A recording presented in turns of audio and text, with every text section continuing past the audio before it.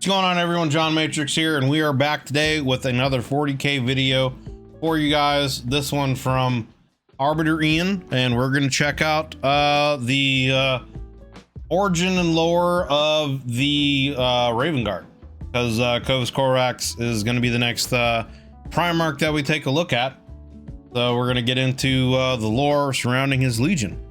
As you can see here, my members are saying hello to everyone out here on YouTube as we're doing this reaction live here on the YouTube channel. Excuse me. And pardon me, just had a little soda, so I'm having a little burpage there.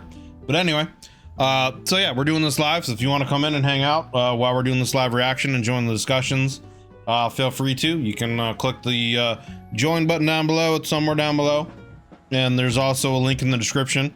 And you can take a look at the different membership tiers and what they offer and see if any of that has any kind of interest to you. As always, there will be links down in the description to the original video without my reaction and commentary, and to Arbiter Ian's channel. I would highly appreciate it if you go over there and at least give his original video a like, give his channel a sub. The man does a lot of great content creation for Warhammer 40k. He's very knowledgeable, makes a lot of great videos, and definitely deserves the support. He's also got a Patreon if you would like to support him even further.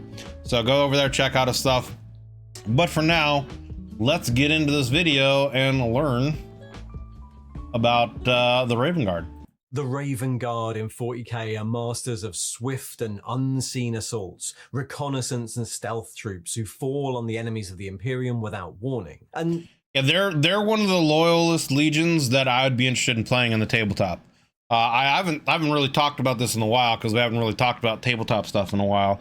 But right now, my armies that I think I would be Grey Knights would be my number one army. Number two would probably be the Space Wolves. Number three would probably be the Raven Guard. I like the very kind of stealthy hit and run ambushy tactics idea. As far as the traitor factions go, the Death Guard, the Nurgle guys with Martarian, I would probably, they sound like they'd be fun to play as. And I don't remember the Legion name, but the one that Magnus fell to with Tzeentch, that are very kind of psyker based, kind of magical, yet also the mix of like magic and melee focus, which is something I really enjoy. They sound like they would be, yeah, the Thousand Sons. They sound like they would be one that I would really enjoy playing as well. But anyway, so yeah, let's get back into the video. reconnaissance and stealth troops who fall on the enemies of the Imperium without warning. And this was always the case, though in the early days of the Crusade, their shock assaults took on a much more terrifying form.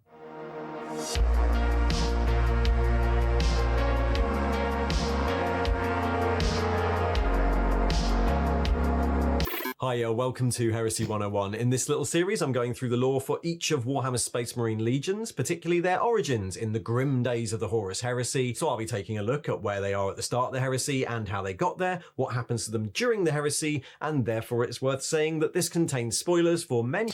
Well, I already know that the Raven Guard did not fare very well during the heresy. I think they dropped down to like less than 1,000 troops after the massacre at Isstvan V. So, yeah, I know my boy was hurting after that. I'm interested to know where they are now. I think he's one of the Primarchs that went into the warp, right? After everything had happened, he chased people into the warp and then hasn't been heard from since. So I feel like he's going to be one of the Primarchs that's going to end up returning soon with what's presently going on with, you know, the return of Roboute Guilliman and Lionel Johnson. So I feel like he's going to be the ones that come back too. Many of the heresy books, including the Black Library novel series. The 19th Legion Gotcha. were, for much of the Crusade, solid allies of the War Master Horus, fighting alongside his lunar wolves on war fronts across the galaxy. But with the discovery of their Primarch, the Legion's character was abruptly altered, and the Raven Guard at the end of the Crusade became priority targets for early elimination by the traitors. The history of the 19th Legion, like all the legions, starts during the Unification Wars on Terra. But more than many of the legions, their combat doctrines and idiosyncrasies were already highly evolved by the time the legion left their homeworld. The initial recruits for the 19th were taken from the nomadic Xeric tribes of the Asiatic Dustfields. Okay, so Asiatic Dustfields, Xeric tribes, interesting. The Great Ocean. So is there even still ocean left? Because like my idea of Earth on Terra now is it's kind of like how Coruscant is in Star Wars, where it's just this giant, you know, city. But I guess this is also like during the age of the techno-barbarians, so there could still could have been oceans back then, but anyway. A people were taken from the nomadic Xeric tribes of the Asiatic Dustfields, a people constantly at war amongst themselves and with the neighbouring Indonesic bloc. The tribes were known as being cruel and unrelenting fighters, ruthless and efficient, and a lot of this character made its way into the Legion. The 19th was the Emperor's hidden hand in these latter days of unification. Drawing on the demeanour of the techno-savages from which it recruited, the Proto-Legion quickly demonstrated its skill at reconnaissance and target identification, and its ability to transition from inscrutable watchfulness to rapid attack in the blink of an eye. This skill was put to use against some of the most horrific enemies of the Earth. Also before the heresy, Malcador and the Emperor were trying to terraform the planet and bring the oceans back. Okay, makes sense. So they were the KGB of the Astartes. I got you. Blink of an eye. This skill was put to use against some of the most horrific enemies of the early Imperium, including Callaghan of Ursh, whose generals were assassinated, and armies torn apart and enslaved in prison camps, to the Jade Citadel of Hongol. Interesting. I'd like to see what that is. There's a lot of the stuff. Would be the Mariana Canyon. It's no longer a trench; it's a canyon. So I guess that also means that that is above ocean level water. Interesting. I'm just interested in seeing what this map is. Desert Waits, Hide Cities, the lands of Indoi, and Pacific Empire, Ursh. Kevin Russ is back. Okay. Nordic. Germany, spelled with a J. Generals were assassinated, and armies torn apart and enslaved in prison camps, to the Xenos invaders holed out on the Jovian moon of... Yeah, that's, I mean, they've talked about that in some of the other videos that I've watched, where they were very similar. They even looked similar. Like before Conrad became pretty emaciated, they looked very similar, like they could have almost been brothers. Similar build, similar hair, facial features. It's just that I think Conrad had black eyes and he and Corax didn't. But otherwise, they pretty much looked very identical. They both had black eyes. I thought Corax didn't. I thought what's his name did, but Corax didn't. I thought that was like one of the main differences between them. But I guess I could be wrong about that. But yeah, he had black eyes too. Before Corax showed up, and Alfarius took the roles, and again, yeah, right, exactly. He was actually the first. Alfarius was actually the first. But yeah, they pretty much looked identical, and they had somewhat identical tactics. It's just that Conrad took pleasure in torturing and killing people. That's kind of like they were kind of like again, it was almost like a twin thing again, but one went to the dark side and one didn't. Kind of a thing. Torn apart and enslaved in prison camps, to the Xenos invaders holed out on the Jovian moon of Lysithea. The warriors that survived these tense, dangerous deployments behind enemy lines emerged taciturn and brooding, separated forever by what they'd witnessed. Right, exactly. As the Crusade pushed outwards, these qualities were favoured by Horus, the Primarch of the 16th Legion Lunar Wolves, and the much smaller 19th Legion served alongside them for many years. The skills of the 19th complemented the sudden, full-on strikes favoured by the Wolves, as the enemy would find their supply lines cut, their leaders assassinated, and any fugitives or survivors hunted down and watched over by brooding, black-eyed legionnaires. Their appearance, so yeah, black eyes. pale-skinned, black-haired, and with their faces smeared with war paint derived from the dust fields, along with their tendency to switch from watchfulness to total brutality in an instant, made them terrifying foes. And the Legion encouraged this reputation, descending unseen on their enemies, often before being ordered to do so. They became known as the Pale Nomads, or the Dust-Clad, amongst the armies of the Emperor. It's not too much of a stretch to say that for many years they were one of the terror weapons of the Imperium, concerned with swift compliance by whatever means necessary, and this reputation was solidified over almost... Well, I mean, terror tactics work very well. You put the fear of God into your enemies, and, you know. I forget the quote that Sun Tzu, there's some quotes that Sun Tzu has in a lot of his works, you know, about winning wars and battles by using terror, and essentially trying to win it by taking as little casualties as possible. You know what I mean? Because it's not really, you don't necessarily really win if you lose all your troops.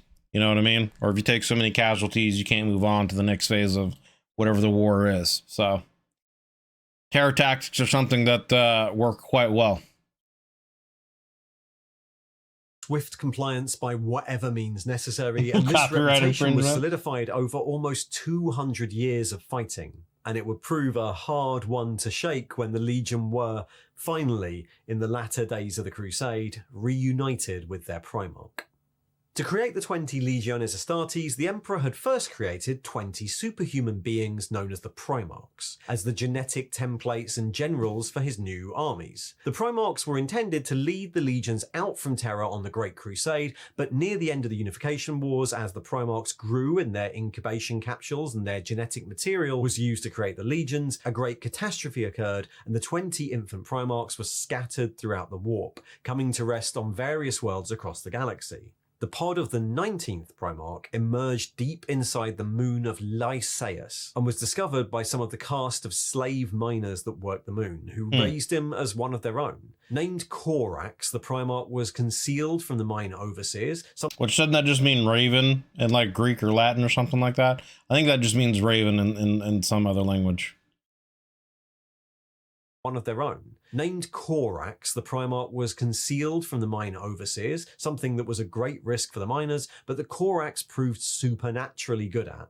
The moon was little more than a penal colony for the planet. Yeah, Raven, yeah. Kievar, a world that had weathered the age of strife with much of its technology intact, and which was ruled over by tech guilds who had spent generations dumping their criminals and often political dissidents on the moon to mine its resources. So also kind of a similar origin in certain ways as Conrad, by seemingly being raised on like a penal colony with a bunch of criminals and having to deal with like the criminal element of things. Only Conrad, you know, became the Night Haunter and decided to kill every fucking thing there was, the Sikh order. And it seems like, I would assume, Corax took a different route. Their criminals and often political dissidents on the moon to mine its resources for them.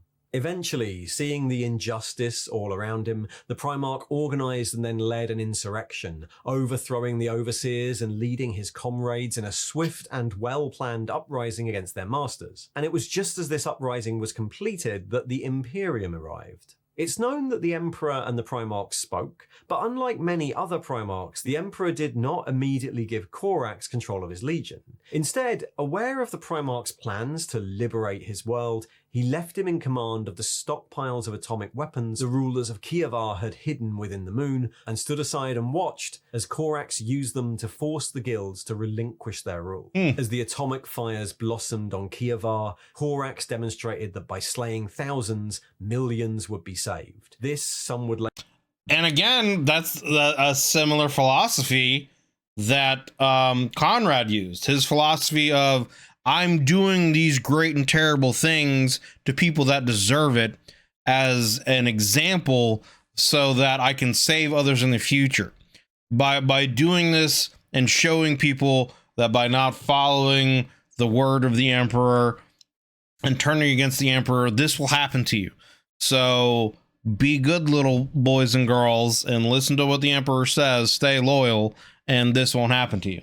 So they honestly also kind of have a similar kind of mindset in that way by, you know, killing a certain number of people to save a greater number of people, you know, for the greater good kind of a thing. Yeah. Later claim was a lesson the Emperor meant Corax Oh, he's the only one to ever see the Emperor's real face? Interesting. That is interesting. to learn, he saved. This, some would later claim, was a lesson the Emperor meant Corax to learn. But whether Corax actually agreed with that lesson is unclear. Certainly when he took command of his legion, the Primarch acted swiftly to change those elements of its character he disagreed with. Like many legions, the 19th became a mix of the older, veteran Terran recruits and the new initiates raised from Kievar and its moon, now renamed Deliverance and rebuilt as the legion's base.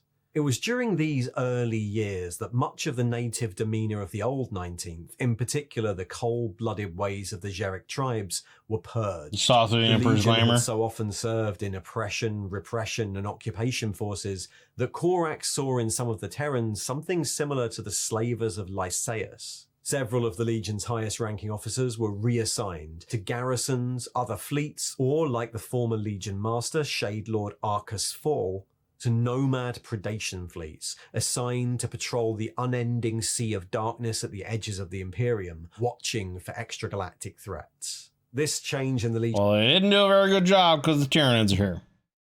Yeah, Corax is one of the sons, yeah, that the Emperor bestowed more knowledge to. The edges of the Imperium, watching for extragalactic threats. This change in the Legion's culture would come to a head during the Battle of Gate 42 in the Akham-Sothos cluster. Horus, now War Master, assembled elements of several... Oh, man. I don't know, that picture with his face looks at, he looks like he's trying to take a shit, and he's like constipated. I don't, like, you look at his face and the way his lips are, he looks like he's trying to take a dump, and it's just not happening, dude. I don't know. Oh boy.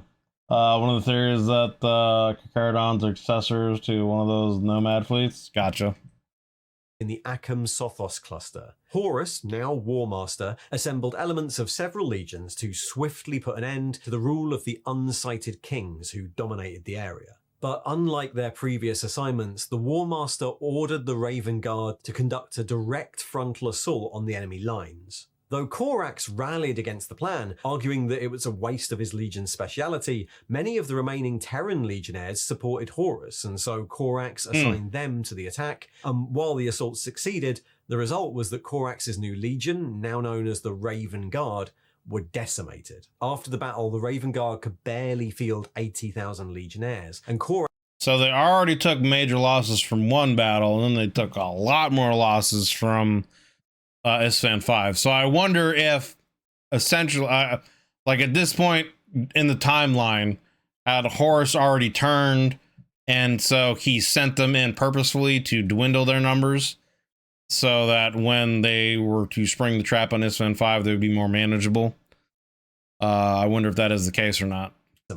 After the battle, the Raven Guard could barely field 80,000 legionnaires, and Corax himself had sworn never to place himself under the War Master's command again, a decision that would prove prescient as the Horus Heresy unfolded.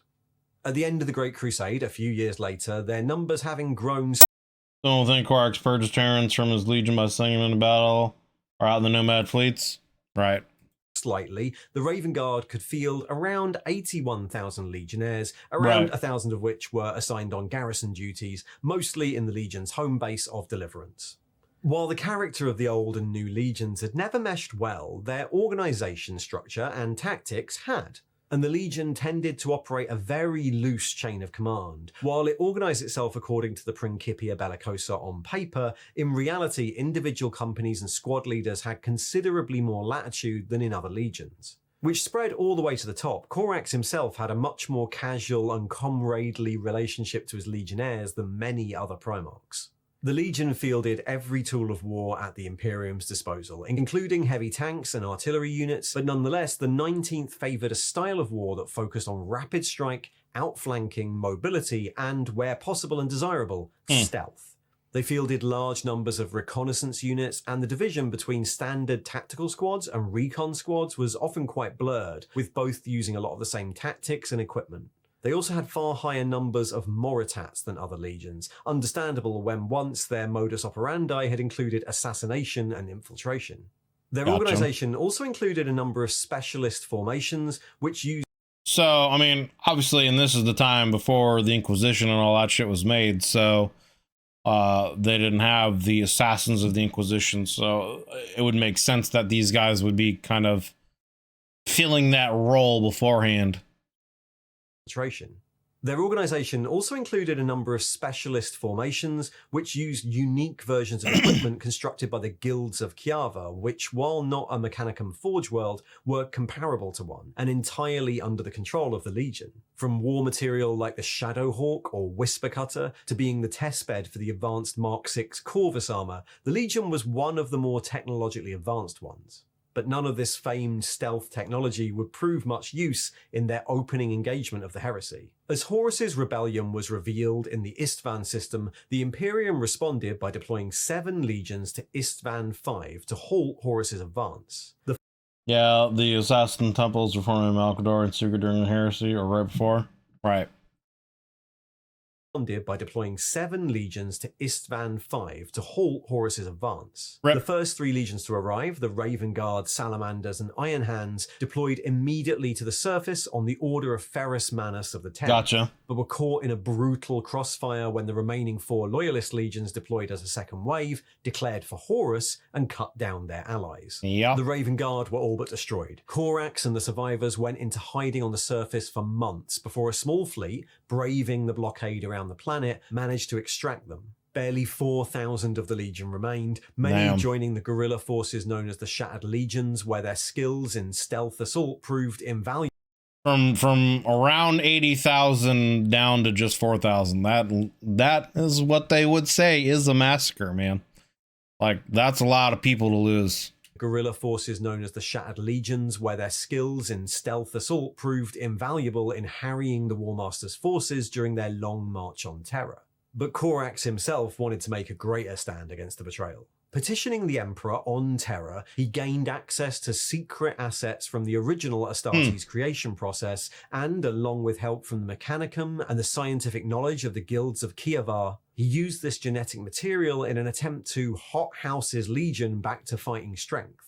But the Raven Guard had been infiltrated by the traitor Alpha Legion during the flight from Isstvan, and as the project unfolded, they fomented rebellion amongst the guilds and tainted the rescued gene stocks, so the Astartes created from them were malformed, many of them so mutated they could barely hold a bolt gun.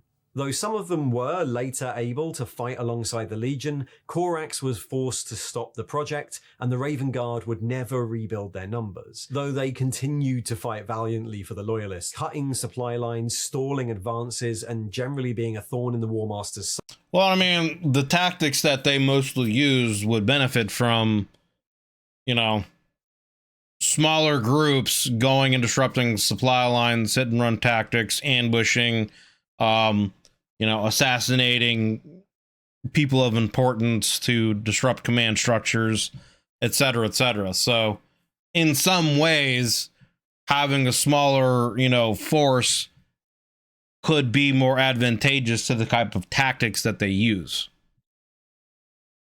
Loyalists, cutting supply lines, stalling advances, and generally being a thorn in the War Master's side, until he finally reached Terra. And that's the 19th Legion. Originally one of the Emperor's more terrible weapons, transformed by the Primarch that inherited them into noble freedom fighters through the exile of its Terran members. But the subsequent lack of numbers meant they were easy prey for the traitors on Isstvan, and were never able to rebuild again. Thanks for watching. There we go. There we go. And if you enjoyed that, well, there should be another little video coming up on the right there. And if you'd like to support the channel, there's a link to the Patreon in the thing below. See ya. Well, like I said, links down below in the info section to the original video here in Arbitarian's channel. Like you can see here, he's got a Patreon with a lot of members. You should definitely go check him out, check out his content, check out his Patreon if you'd like to support him.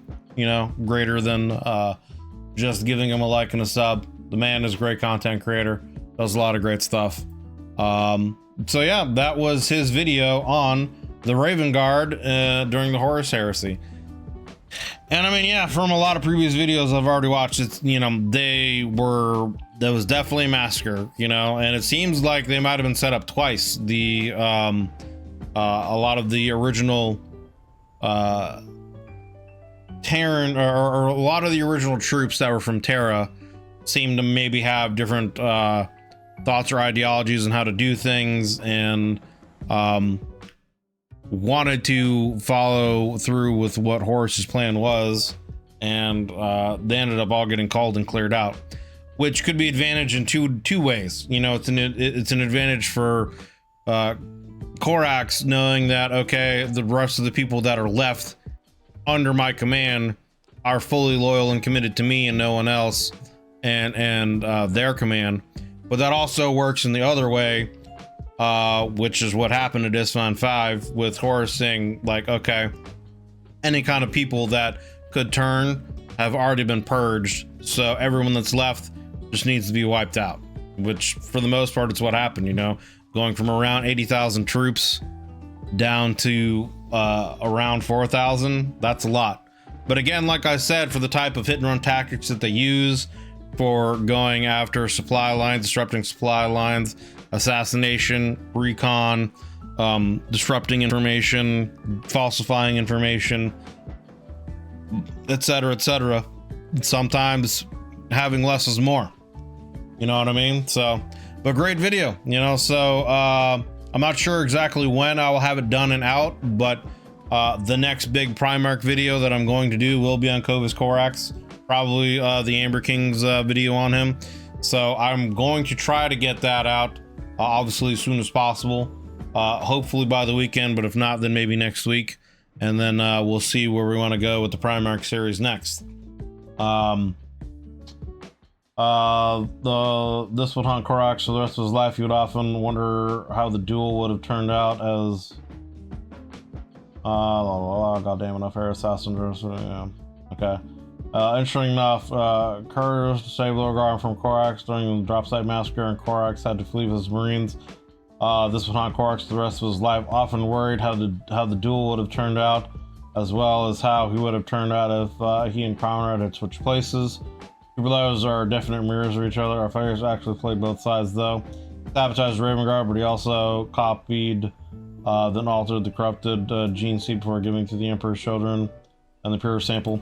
Well, and that also goes into the stuff with Alfarius on, you know, which one was the one that actually did it.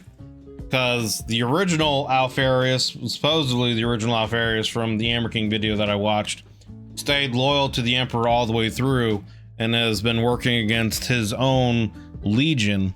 So, you know, because he's the one that sent the information to Jagatai and the White Scars about everything that was going to happen with Horus and etc. So he didn't follow Horus in some orders, and then, you know, so it's who really did it. And I mean, that's the question about that legion in general. Is Alfarius still alive? Is Omegon still alive? Who's really alive? Who's not alive? Who's who? What's what? What's going on? Etc. Yeah. He also likely helped the Raven Guard escape Isstvan V. Yeah. So, a great video as always from Arbiter Ian. Like I said, his links will be down in the info section below. As you can see, we're doing this live, so if you would like to join in on some of these discussions, you can click the join button down below somewhere. There's also a link down in the description to the YouTube member tiers and benefits. Check that stuff out, see if that has any interest to you, if you would like to join and take your support for this channel to that extra step. But if not, if you could like this video, consider leaving a like and a sub, as it would help me and it'll help the channel grow, and I greatly appreciate it. Greatly appreciate you guys hanging out and watching this video with me through to the end. And yeah, I'll see you guys in the next one. Hope you all are having a wonderful day whenever you watch this, and take it easy.